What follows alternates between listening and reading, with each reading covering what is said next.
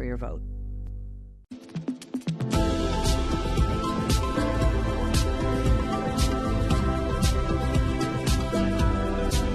This program lineup is brought to you by Vision Express. NBC's Wednesday primetime lineup comes into focus with Vision Express. Fast, fashionable, focused. KUAM TV8, first on Guam. KUAM News headlines are presented by Calvo's Insurance, protecting Micronesia for 85 years. Matson and the Adahi Itano program. Apply at matson.com. New Jeep Gladiators up to $7,000 off now at Cars Plus. Named the best vehicle for adventure in 2024. Get your Jeep Gladiator today at Cars Plus. McDonald's of Guam, I'm loving it. And King's Restaurant, serving your local breakfast, lunch, and dinner favorites for over 45 years.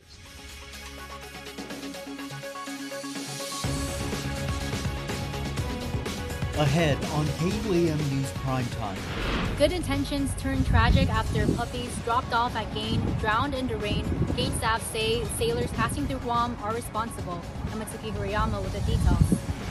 The largest government of Guam agency is reassessing its spending as it continues to explore ways to work with a less than feasible budget. Guam Department of Education officials eyeing how to cut utilities and maintenance costs. The NMI judiciary seeks to expand its treatment court, considering establishing a veterans court. I'm Tomas Manglonia with the full story coming up tonight. Hafening, good evening. Welcome to KUAM News Primetime. I'm Nick Delgado. And I'm Destiny Cruz. Thanks so much for making us a part of your day. Well, that's a good deed turns tragic. Visiting Navy sailors hoping to be good Samaritans rescuing abandoned puppies from last month's tropical storm, but their actions instead ended in tragedy. Matsuki Hirayama has the story. Good intentions gone horribly wrong. We took the time to do all this, but couldn't keep them. How f***ing pathetic. 6 puppies drowning overnight after visiting Navy sailors allegedly dumped them outside the Jigo Animal Shelter during a tropical storm last month.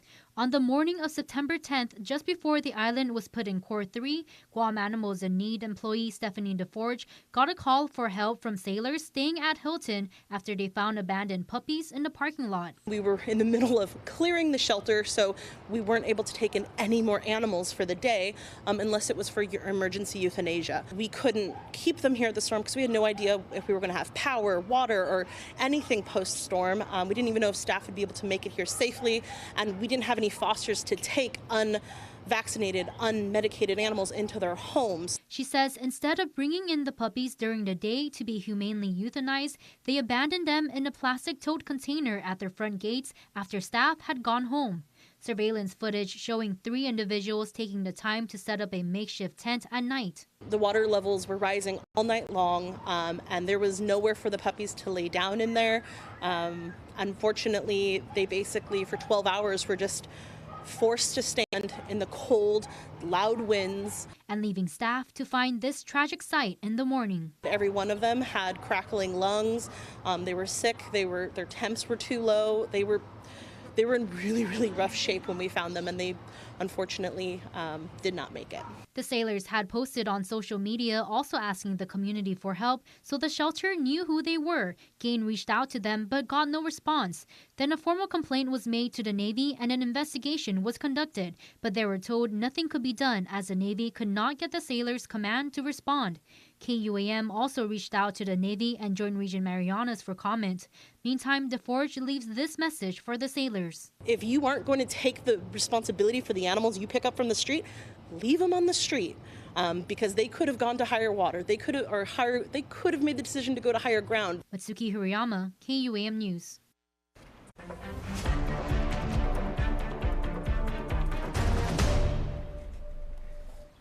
Now to your Decision 2024 news. Many are still talking about the more than 90-minute debate that unfolded Monday with candidates for Guam delegate James Moylan and Ginger Cruz. Tonight, we bring you another look at the congressional debate as both took on questions from your news team. Candidates answered what can be done to secure some much-needed COFA funding for Guam. One of the ways that we can get that money back from the federal government is if we get a think tank, or we get the General Government Accountability Office, or if we have the Congressional Budget Office to assist in putting together an analysis that really locks down what the impact is for Guam. And then we need to find creative ways that we can get that covered by the federal government. The new plan that replaces the COFA grant incorporates giving the free associated states immediate funding and services instead of waiting. This takes the burden out of the government of Guam for providing that cost. This is tremendous savings for the government of Guam. The drug problem, including the scare with fentanyl, was also debated. Our borders need to be secured. We increased the fast response cutters by additional 3. That's really important to protect our island, Mariana Islands, and the free associated states as well. Second, we were also looking at federalizing, or a study for the Guam Customs Authority, for a study to determine if by providing them with more fundings, they can correct our borders and protect our borders as well through the help of federal assistance. It's just a study. We also have additional funding, $2 million coming for additional patrol cars for the Guam Police Department. The federal government is in charge of the U.S. Postal Service. And did you know that the majority of fentanyl that comes into our island comes in on domestic mail through our U.S. Postal Service? There is technology that will stop that. We absolutely have to get the federal government to stand up. The second thing is his idea to federalize customs. Do you realize that if we federalize customs, if there's U.S. customs instead of Guam customs checking all those containers coming in, they do not check domestic imported items. And that is where 90% of the drugs are coming in. Instead, they're only going to check the international. The candidates also debating self-determination, cyber attacks, and threats made toward our schools. Guam Police Department is in great need of vehicles. There's no denying that. You can see the vehicles and the conditions there are, and they're constantly in use. There's no denying that as well. They need the resources too. We, in this National Defense Authorization Act, included $2 million for roughly 20 vehicles. We also have grants for them to get their mobile command posts, which they asked for, which we got them as well. Their needs are reflected in my responses and my requests to the House Armed Services Committee through attachments on amendments which weren't in there before, and if we didn't ask for it, they won't be in there now. So why is it every time men think about a problem, they want to go out and buy toys and cars and things? I will tell you what we need to do to make our schools more safe. The most important thing we can do is fight really hard for child care for our families. Because when we raise good citizens, when our kids are cared for, when we can go to work and we don't have to worry that our kids are wandering on the internet and finding things that are going to make them violent, or playing games, or getting influenced by all of the things that are out there, when they are well cared for through child care programs that are fully resourced, not only do we have better children, we have a better society. And that is part of being a woman, because I understand that. I have a grandson, and I know when we raise better children, then we don't have to worry about one of them deciding that they're going to go replicate something that they saw online. The candidates will meet again during the Guam Women's Chamber Candidate Forum. Tickets are available now at guamwomenschamber.com. Now to a monster storm set to hit the Sunshine State. Hurricane Milton approaching the west coast of Florida, forcing many residents and tourists to evacuate before Milton makes landfall. Among those deciding to hunker down include Guam native John Beneventi. He called Florida home since 2001. We heeded all the warnings. We prepared like we've known to prepare it, being Chamorros from the island. We don't panic like everybody else panics. We put up our storm shutters, handled all our business, and we're tracking it closely. And what I track is the path and the barometer, the MBs. That's what I look at. But it's hard to evacuate out of Tampa currently, Kobe and Nick, because there's a lot of stations that are out of fuel, according to Gas Buddy, and people that are literally on scene. There's numerous vehicles on the side of the interstate. Our thoughts and prayers are with are with all in Milton's path. It is set to make landfall Wednesday night their time. President Biden says this could be the worst storm to hit Florida in over a century. Up next, funding given to the Guam Department of Education just isn't enough. Talks on what's being done to keep the largest GovGuam agency afloat. Plus, a veterans court could be coming to the CNMI. Keep it here. You're watching KUAM. Get ready to soak up the savings this summer at Kmart. Since 1995, Kmart has been the ultimate summer destination for everything you need. From groceries to outdoor living to everyday fashions for the family, we've been there for you. 24 hours a day. Kmart is committed to saving you time and money by offering big international and American brands you know at prices incredibly low. Whether you're finding the perfect shade for that summer glow in our beauty care aisles, firing up your summer cookouts from top brands like Weber and Kenmore, or gearing up for those outdoor camping and beach adventures, Kmart's your one-stop shop for an active, fun-filled summer. So, join the fun and soak up the savings. You'll find everything you need and more, only at Kmart, the ultimate shopping destination in Guam, where savings, quality, and summer fun meet under one roof. Kmart, your 24-hour superstore.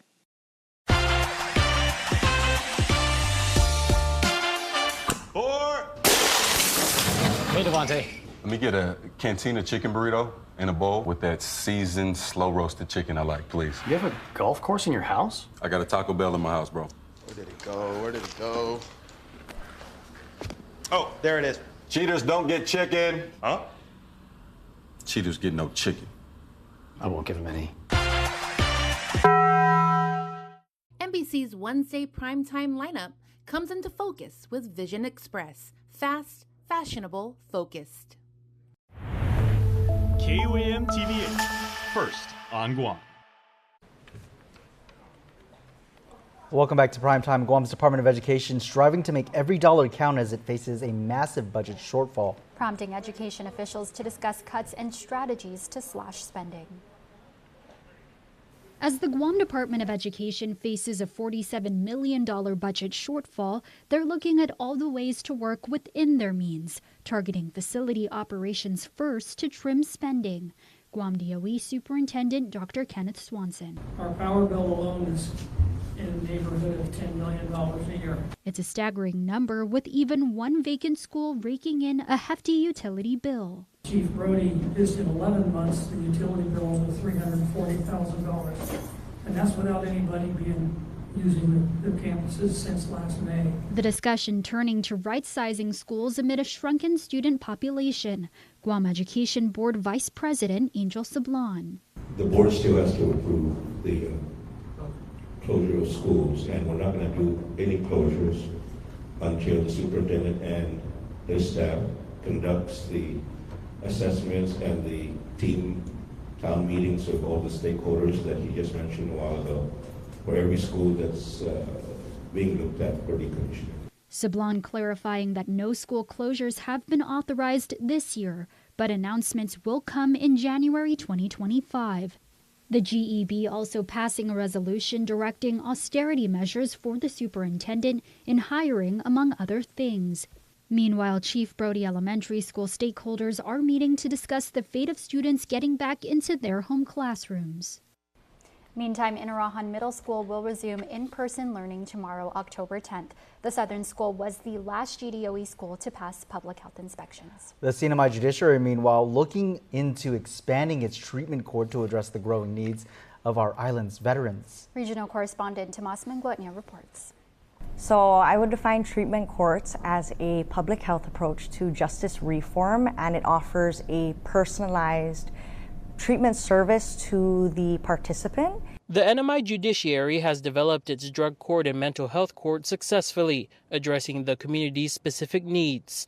Now the court is exploring a veterans treatment court and is in the early stages of a federally funded viability study. And we had a site visit just recently, They came to do interviews with veterans, their family members, treatment providers, all kinds of service providers, and even lawmakers to better understand our veteran population. And it's no secret we have a lack of data here in the CNMI when it comes to our veteran population. So the evaluator who came was conducting the interviews to kind of get a better grasp on the research we currently have. The thing about being a veteran, right, is something that even I don't understand. They have a sense of camaraderie, a sense of routine that's built in the military, and coming back to civilian life isn't easy for every veteran. And if you look at the veteran statistics, we have, so many that suffer from PTSD, traumatic brain injury, depression, and their experiences are so unique to them. And that's why we have different kinds of treatment courts. The study should be completed by the middle of next year. That's when they'll decide what a program could look like. There's over 1,800 drug courts, right? There's over 600 mental health courts throughout the nation, over 500 veterans treatment courts, and rightfully so, because like I said, this is a public health approach to justice reform, and it works. Tomas Manglonia, KUAM News, Saipan.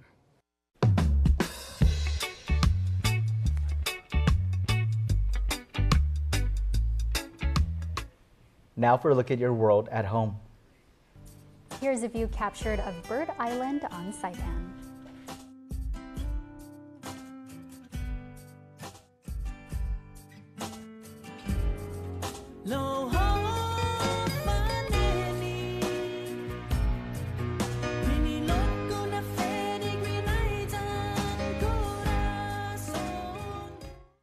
My opponent raised the issue of minority contracting, 8A as it's called, something his party is trying to cut and something he's done nothing about.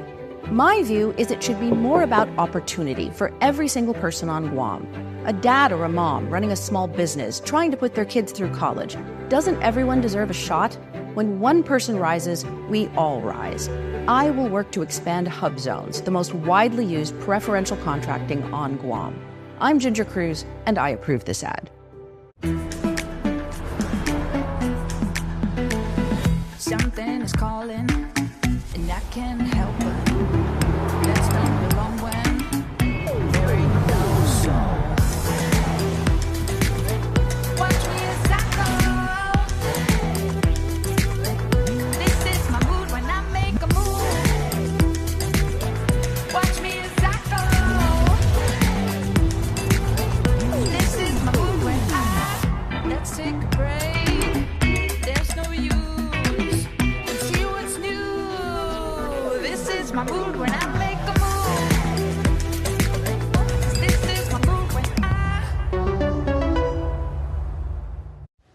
Guam is an amazing place, but times have changed, eroding our values of respect and compassion, leading us to tear each other down. It's time to restore what we need the most, hope. Hope keeps us alive. It keeps us from giving up and leaving our island.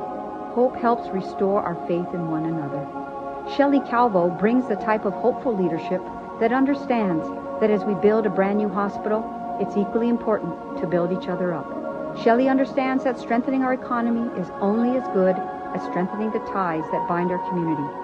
Shelley will ensure that we live on an island where success is measured by the number of lives we improve. Shelley Calvo will introduce strong legislation and bring us great leadership, but more importantly, Shelley brings hope.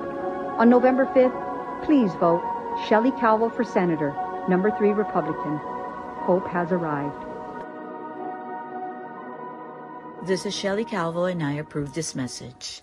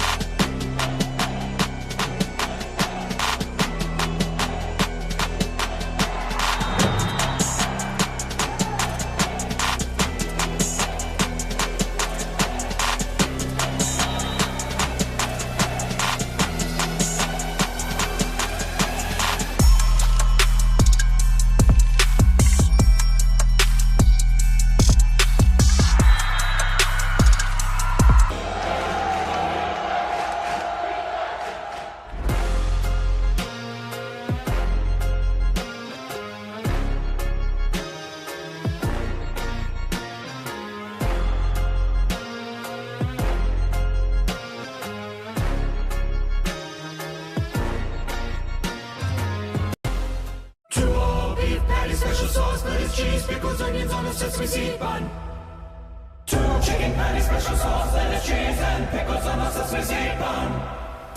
2 all beef patties, 2 chicken patties, 2 chicken patties, special sauce, lettuce, cheese, pickles, sesame seed bun.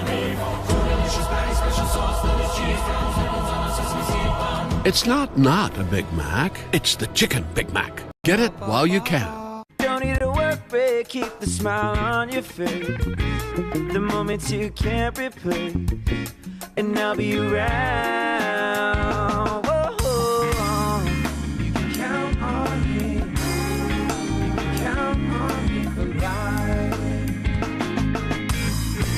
Wherever life takes you, we're always here for you. Calvo's Insurance. Count on us for life.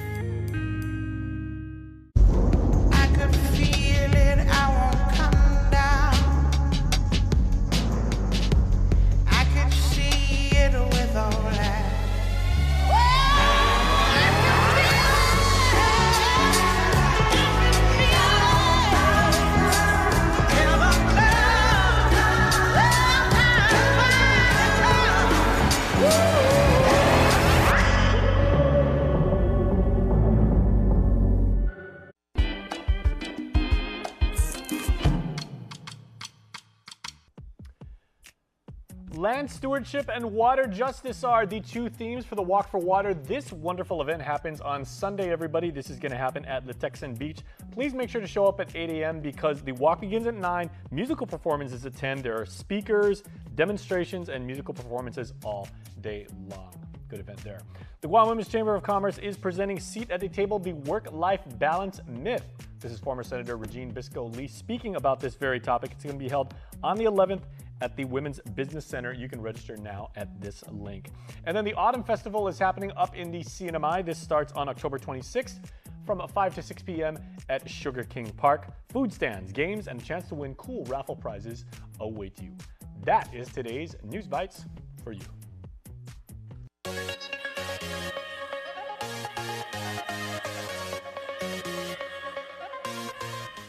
Time now for birthday wishes. Here's your Cold Stone Creamery Birthday Club shout out submitted on KUAM.com. We've got 2 of your neighbors, 2 of your classmates, 2 amazing members of our community who celebrate birthdays on this Wednesday. So here we go. Happy birthday to Riker Mangrobang, celebrating birthday number 2. And happiest second birthday to Riker. May you always be blessed with joy and happiness. Love you always, says your family. And happy birthday number 8 to Florentino Raymond Serrano. We hope you have a blast celebrating and that 8 is amazing. God bless you, say Mommy, Sissy, and your entire family. Man, we hope you guys celebrate with your families because today's all about you, and we hope you have the best birthdays ever. That's your primetime show. Thanks for watching. I'm Nick Delgado. And I'm Destiny Cruz. Have a great evening and stay beautiful.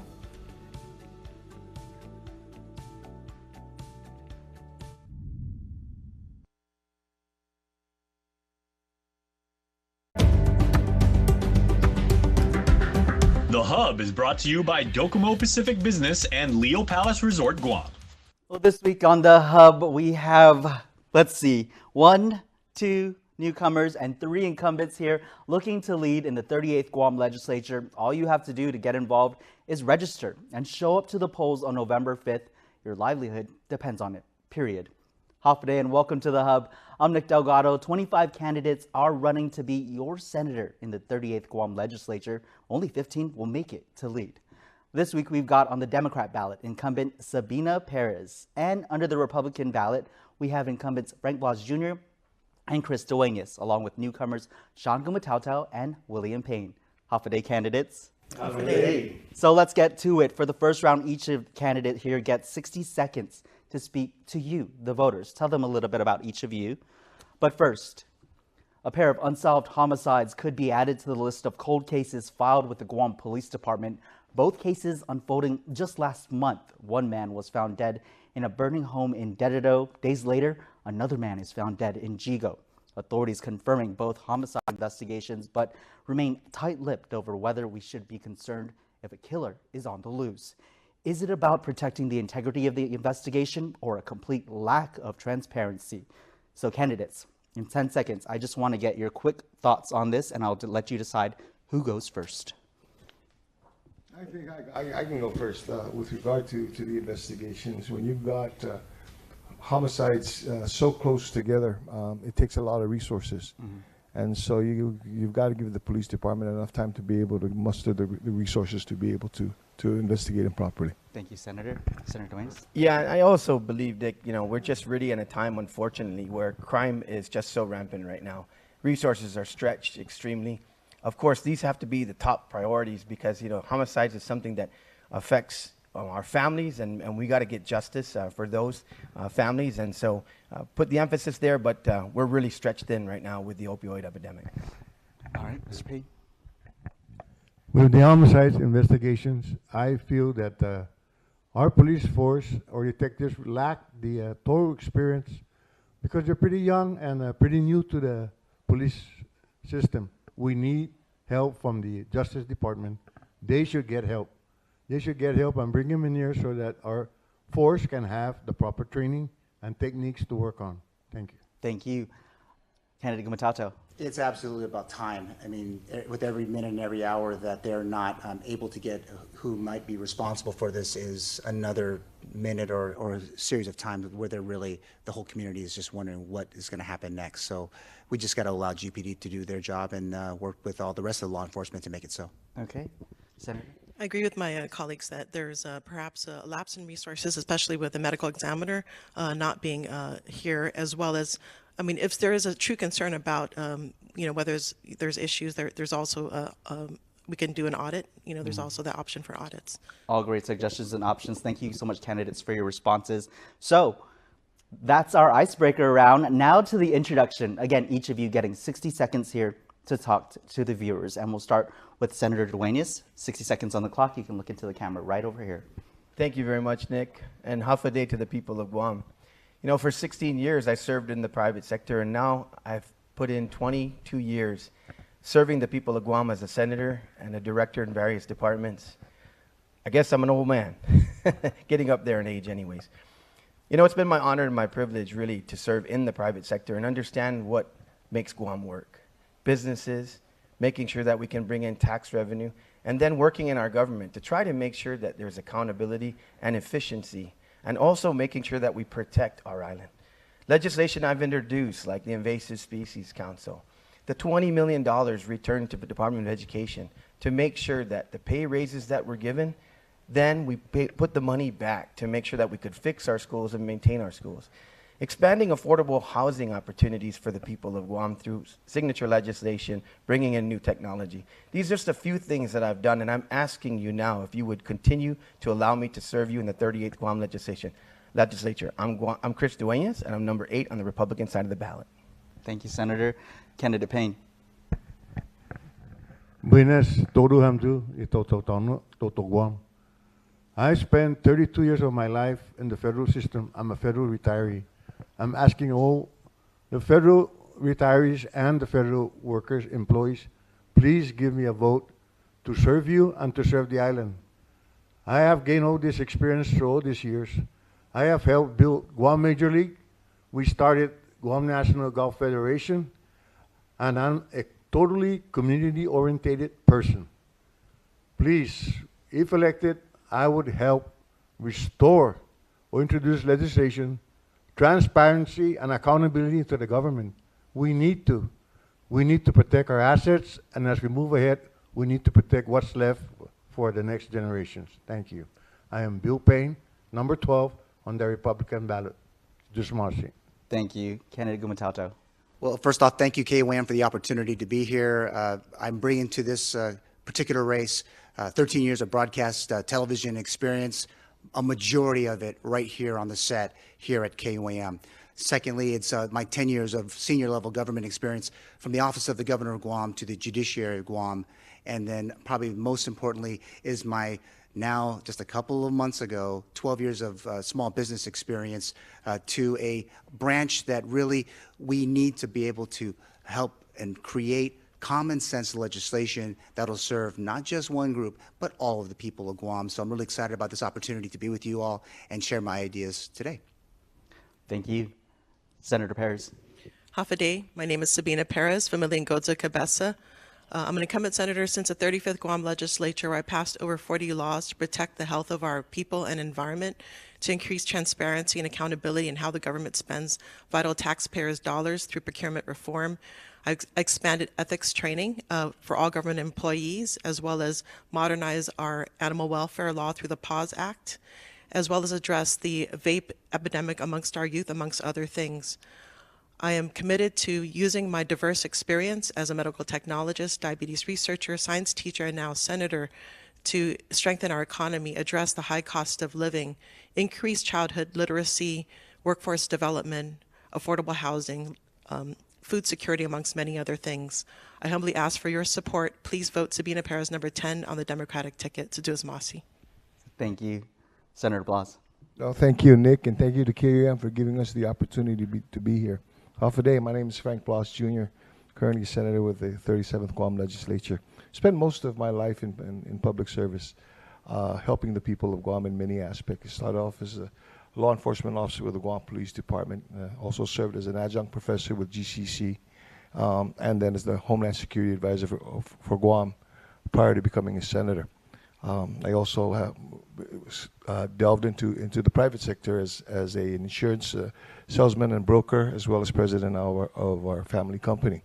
I came back into the political arena because our island was experiencing some very harsh times and hard times as a result of the pandemic, and now as a result of many other things that are going on that are threatening the livelihood and the bloodline of our economy and of our life. And I want to continue to do that and work with you in being able to rebuild a more stronger and a resilient Guam. My name is Frank Blas Jr., number 13 on the Republican side of the ballot. Thank you. Candidates, thank you so much for speaking to our viewers and to the voters. Your Decision 2024 election show continues with questions for the candidates after this break. You're watching The Hub. The Hub is brought to you by Docomo Pacific Business and Leo Palace Resort Guam. Let me win! But if I cannot win, let me be ready in the attempt! Come join us at the Dedido Sports Complex for the Special Olympics Softball Jamboree on October 19th from 8:30 in the morning till 1:30 p.m. Support these athletes and keep their dream alive. The problem with the VA is not necessarily that the services are not available. The problem is helping those who don't understand how to navigate through the red tape to get to the services is the gap that we need to close. It requires somebody to take their time and really find out what it is that they're trying to do, and then being able to be resourceful. I've been in the VA system for the last 10 years, so I know how to navigate the system. It really just takes that one person in the middle, and hopefully I could be that person that can connect them, or even just give them guidance, send them to the right place, because that's really what the problem is. My name is Vince Borja, and I approve this message. NBC's Wednesday primetime lineup comes into focus with Vision Express. Fast, fashionable, focused. KUAM TV8, first on The Hub is brought to you by Docomo Pacific Business and Leo Palace Resort Guam. Welcome back to your Decision 2024 election show, The Hub. Now, each candidate will be given 30 seconds each to answer the questions in this round, and we're going to start with candidate Payne for the first question. What reforms will you advocate for to ensure the public funds are used efficiently and government operations are conducted with full transparency? I would hold the governor and the government totally responsible, especially the administrators, for how they plan, use, and train their personnel in the functions of the government. They need to have the proper people and not politicians running the government. That's what I'll do.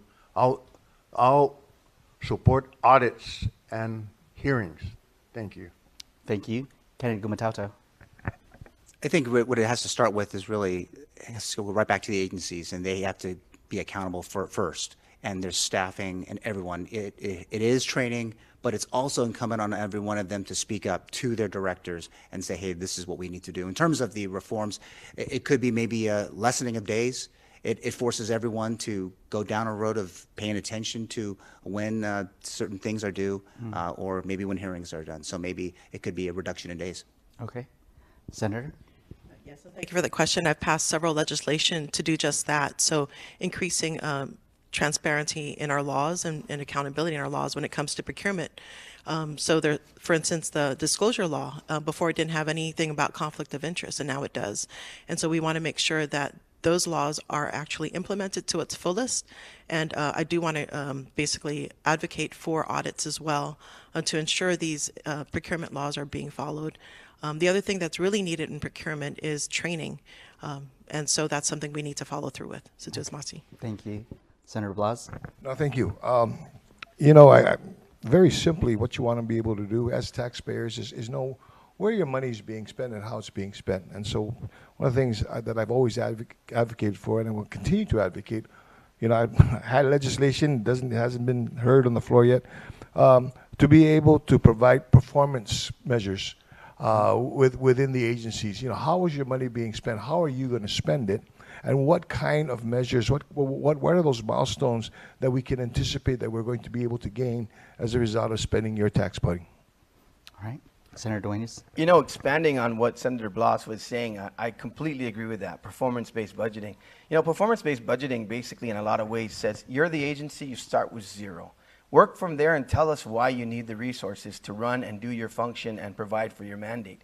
The other thing is, I really don't like that we come down to crunch time just before we pass the budget, and we seem to be stacking, you know, these hearings on top of one another. The governor gives us the budget in January. We should start debating and hearing agencies out in February and not be at crunch time by the time August comes around. We need more hearings, and we need these agencies to show us why they need the resources and why they need our tax dollars. Okay. Thank you, candidates, for your responses to that question. For this next question, we'll start with candidate Gumatauto. The high cost of living in Guam, particularly the rising cost of housing, is a significant concern for residents. What initiatives do you propose to address the affordable housing crisis and reduce the financial burden on families? Well, we have to really focus primarily on availability of these. Land right now is tight. We have to, you know, find ways to use either land trust properties or other parts of our government, maybe incentivize using some of the monies with the Guam Housing Corporation to leverage those funds for maybe USDA types of programs, so to allow more and more people to either to get that down payment on a home, or to in fact really to buy. And also we got to work with the Land Trust Commission to be able to get properties available for folks. Okay. Senator Perez? Thank you. In addition to that, I think it's really important to not only increasing the stock, the housing stock, but to ensure that what we're doing is it has to remain affordable. So when you hear the experts, it says that they say it's not enough just to increase housing stock.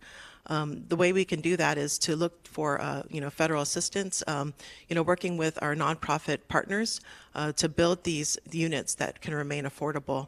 The other thing that I would like to advocate for is building within urban centers that already have infrastructure. So that reduces the cost of having to build sewer, water hookups, power. So already, labor is a big issue. So we need to address lowering the cost of building. Thank you, Senator. Senator Blas. Well, first off, our land mass is finite, and our location, we're isolated. So we've got a number of different things going against us. And what we need to do is be able to look at the resources that we've got and look at the subject matter experts. We've got individuals that are on Guam that know how to be able to build houses at an affordable rate. Let's have a conversation with them and give them the opportunity to help us to build basically an infrastructure and a way to be able to keep costs down, most especially in the area of housing. Okay. Senator Duenas. I've introduced legislation to make sure you can use the property you have, and also to be able to create opportunities with additional dwelling units on your property. But Nick, I think one of the biggest things right now is we need to work with our congressperson who's elected and get to Washington right away to make sure that we have that labor that's inside the fence and the opportunities outside the fence as well. Right now, it really is labor and materials that's just driving the cost astronomically, as well as interest rates. But if we can get labor, Trades Academy is doing a good job, but it's just too massive in terms of the labor we need to be able to bring costs down, and we need to do that. What's good for inside the fence should be good for outside the fence. Okay. Candidate Payne. The high cost of the mortgage rates right now does not qualify most of our island population, the workers. What government should do on Guam is control the rental amount. Everybody's maximizing at 2,500. How can these startup families rent when they cannot even afford a car? They should look into it and put a control on the rental cost for people to start up first before they approach buying a home with land. Thank you. Thank you, candidates, so much for your responses to that question. Keep it locked here to your Decision 2024 election show. Time for another break. This is The Hub. The Hub is brought to you by Docomo Pacific Business and Leo Palace Resort Guam.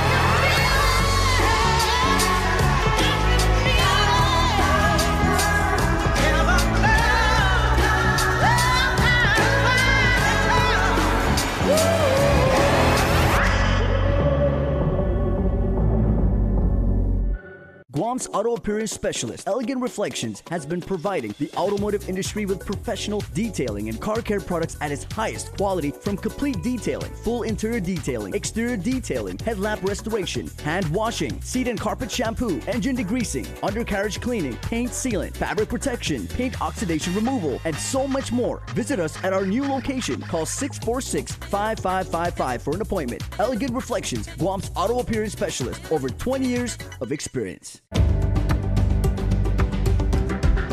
The Hub is brought to you by Docomo Pacific Business and Leo Palace Resort Guam. Welcome back to your Decision 2024 show, The Hub. Candidates, you each will get 30 seconds again for this round to answer after hearing a question from a member of our community. It's part of The Hub we call What We Want.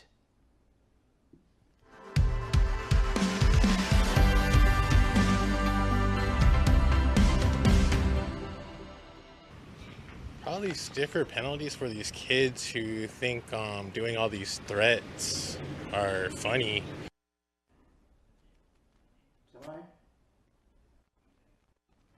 Okay, so start with Senator Perez. Your response?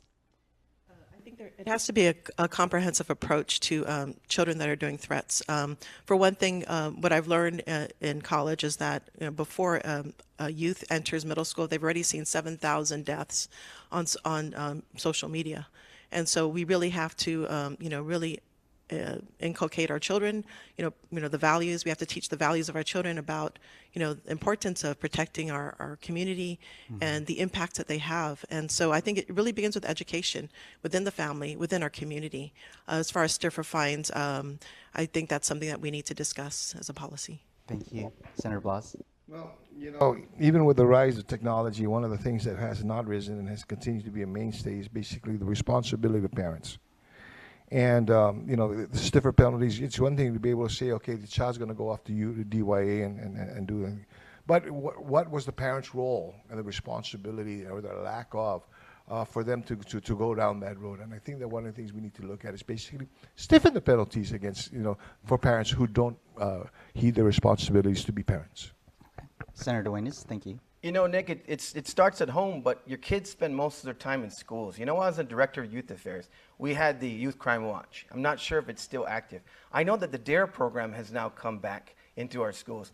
We really need to make sure that it's a curriculum to let these students understand really, and in their young life, the effect of these kind of threats and the things that they do to the entire community, but most importantly to their education.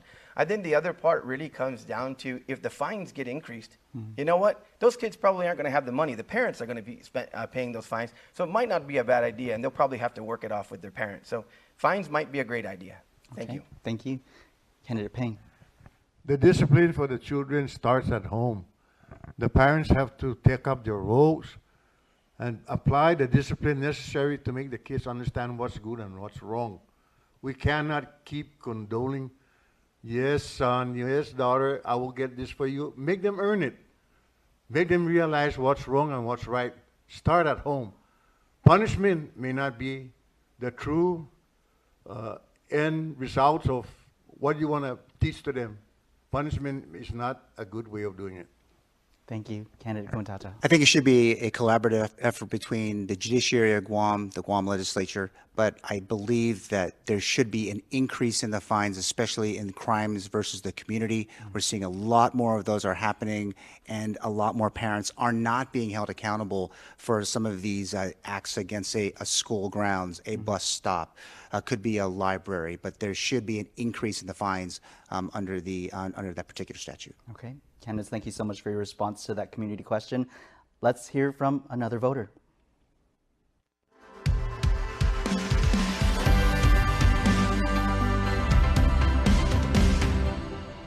What can they do to help that Micronesian community? Because we've been seeing racist, I can say racist. All right. Hate crime is the reality of the world we live in today. We'll start with you, Senator Blas. Well, first off, one of the things that we should pride ourselves is that we're a melting pot. And it's always been for us to be able to accept everybody into our home and as family. You know, granted that some individuals may have a hard time assimilating into the culture, but there has to continue to be a discussion on how to be able to bridge that gap culturally, so that we can learn to accept them. I mean, 30 years ago, it was the Palauan community. Today, it's the Chuukese community. We've learned how to be able to get to bridge those gaps. We must continue to be able to do so. Okay, thank you. Senator Duenas. You know, Nick, one of the things I got to say is, first of all, I think whenever we go to most of the small businesses and the places that we visit daily, I want to say that the Micronesian community is so well represented in terms of the work that they do. Problem is that when we have the problem areas, it really kind of highlights, the negative aspect of what happens. So I really think it's important to work with our churches, our nonprofits. A lot of these folks from Micronesia really do integrate into the Baptist faith, Catholic faith, and other faiths. I think it's really more about more conversations with leaders and faith-based organizations to expand greater appreciation for one another. All right, thank you. Candidate Payne. I totally agree with what Chris just said. But the major player in this community resolution to the acceptability of the other cultures is our mayors. The mayor's council, they know what goes on within their village. They know what's happening. We need to have them go out and appeal to them to please do the right thing, understand our culture before you proceed in doing whatever you want to do. It's not touch and go or do what you want. Thank you. Thank you. Candidate Gumatauta. I spent the last 11 years teaching at the University of Guam, and one thing I can say for sure is, and remind everyone, that Guam is the big city of Micronesia. We are part of that. We are not some separate entity. Every single community, whether you're Palauan, you're Marshallese, whether you're Chuukese, Pohnpeian, you're part of this community. It's important for all of us to remember that first. And second, we have to do a better job as a society to think about what the contributions that each and every person has towards the greater good of it. Go to any village right now.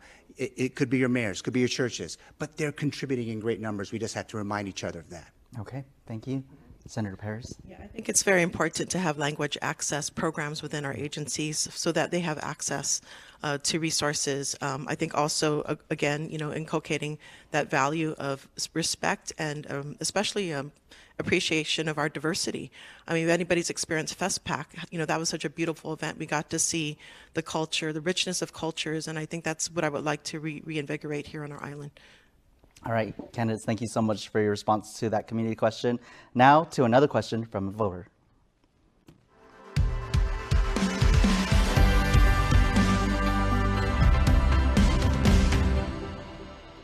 What's the deal with our hospital? We're talking about the location right now. Money is out of the question, I guess. There's a lot of different opinions going on and where it should be. We have the governor fighting for one location and where it should be. We have the legislature fighting for another location. I think at this point, it's just, who cares? We got to get that thing built. Okay. We got to get a new one built, that's for sure. So we'll start with Senator Duenas, your response. First of all, I want to say that amazing work happens, particularly at GMH every day. The nurses, the doctors, everybody who's trying to save the lives of our people is so critical. It's the hospital. It's the actual infrastructure plant itself. I'm going to say this right now. It doesn't look like the 37th is going to resolve this.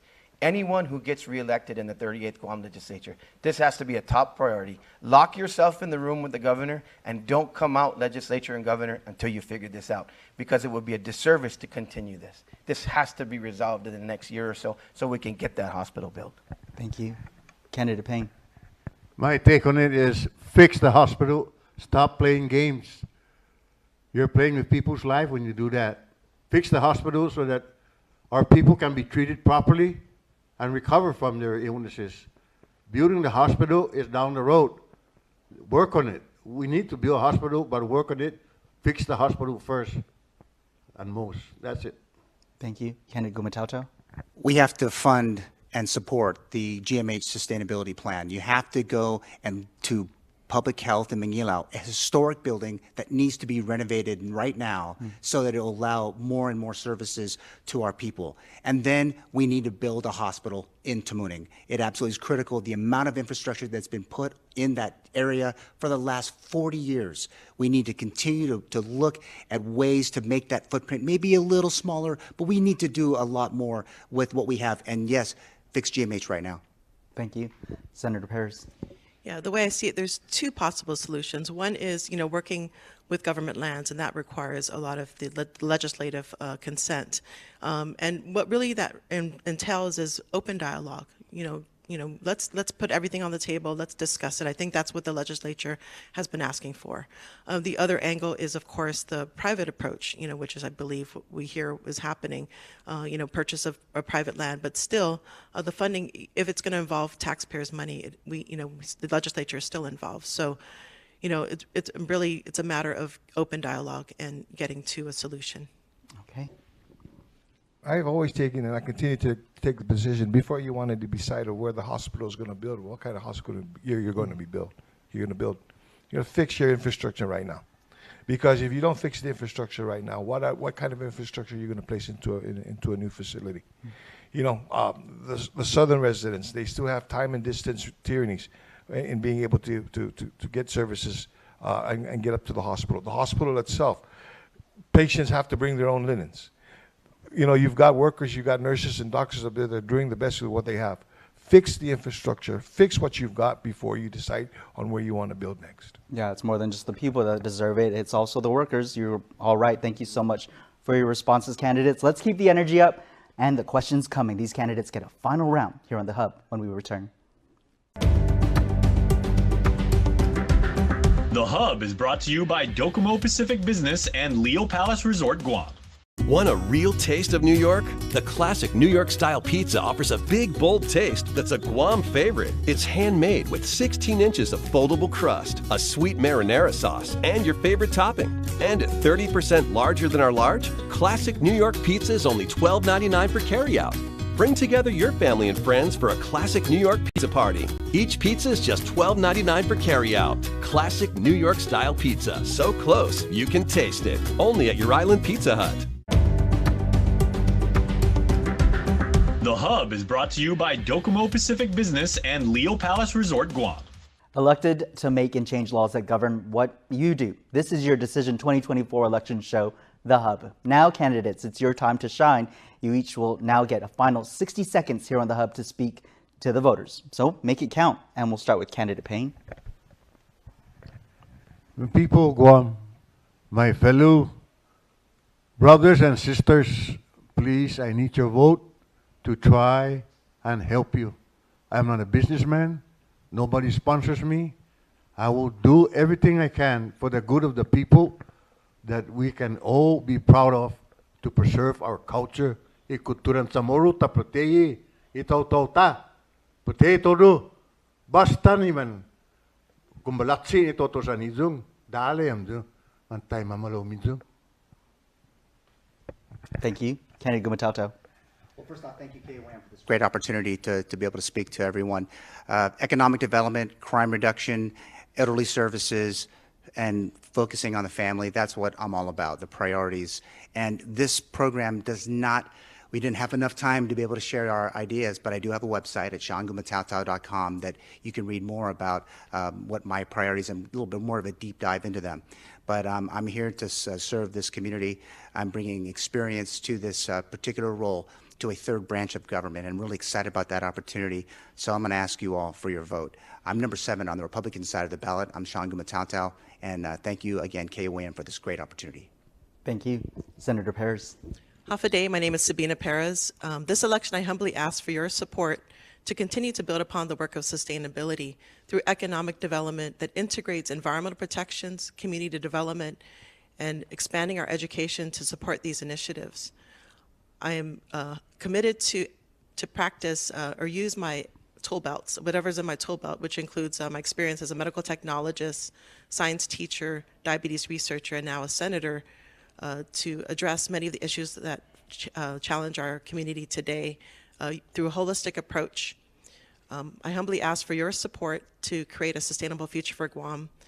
Please vote Sabina Perez, number 10 on the Democratic ticket. Suzu's Masi.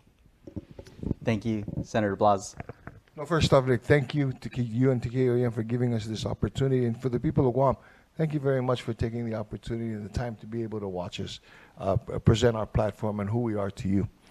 You know, right now, as we talked today, you know, housing costs are up, food costs are up, hospitals in disrepair. We need more ambulances. Our schools in disrepair. I think enough is enough. I came back into politics because I wanted to continue. I wanted to help our people, you know, overcome a lot of the difficulties and the strifes that we have to endure. We've got looming over us. We've got a military buildup. We need more participation by our government on how that is going to be able to help be a win-win for not just the Department of Defense, but for the people of Guam. We need to build a new hospital. We need our schools built, rebuilt. There are many things that need to be built. We've got to stop the infighting. I think it's time. Enough is enough. My name is Frank Blas Jr. I'm asking again for your continued support on number 13 on the Republican side of the ballot. Thank you. Thank you. Senator Duenas. Nick, thank you and KUM for this opportunity. And as much as I like you as a person and a broadcaster, I have to say, KUM, the best segment that you had was when the people were asking the questions to us. It was my favorite experience today with you and with KUM. People of Guam, once again, I'm Chris Duenas. You know, $1.3 billion. When was your government so flush with cash? But where are we spending your money? I want to tell you that when the pay raises went into Department of Education, which were absolutely necessary, federal funds for schools was used. First thing I did was introduce a bill for $20 million. And my colleagues here helped me return that money to the Department of Education to help our children and to maintain our schools. When we had the hospital come down and tell us how dilapidated things were and the conditions were, they were $30 million in arrears. My colleagues, once again here, and I'm sure the other candidates would have done the same thing, we passed a bill to give that $30 million to put GMH back on its feet. I want to concentrate in the 38th Guam legislature to make sure you're getting the value for your tax dollars. Re-elect me, Senator Chris Duenas. We'll do good budgeting and serve the people of Guam. I'm number 8 on the Republican side of the ballot. Suzu's Masi. Candidates, thank you so much for your responses and really speaking to the voters and making it count. And you can make it count by hitting the polls this general election on when? November 5th. November 5th, they know. And now you do too. Catch us here on the Hub next Wednesday to hear from more of your senatorial candidates. And now available on KUAM's YouTube channel and Facebook page, watch the candidates for Guam Delegate in the KUAM News 2024 Congressional Debate. I'm Nick Delgado. Remember, you can always visit KUAM.com for all your election coverage. Stay safe, and we'll see you soon.